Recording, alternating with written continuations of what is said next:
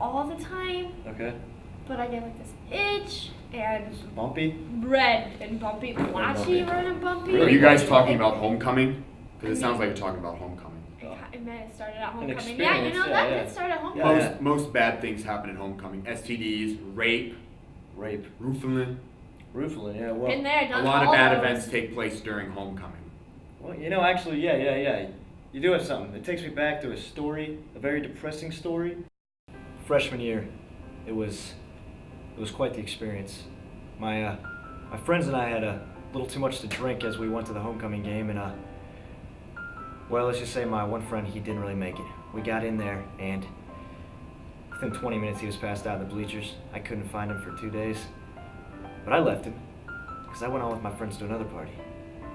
And I learned from that night that you don't drink a drink that somebody handed to you.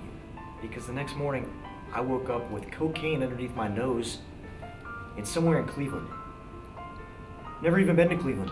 Okay, so homecoming freshman year was probably my roughest. I mean, everyone knew me from, the video.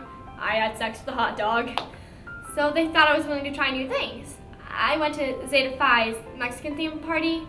Some black midget brought a donkey and, well, I'm not saying it was bestiality, but about 3 weeks later I had to have a smush motion of a half donkey, half human. Homecoming, I remember that night, I had a little too much to drink at homecoming, and, well, let's just say I've never been to the Akron Zoo before until that night, and somehow I woke up in the zebra cage.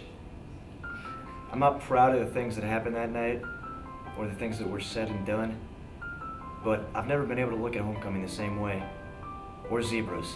So my sophomore year homecoming, it wasn't as bad, but I mean, I was still known a little bit. I started drinking. Somehow I ended up in the trunk of a car.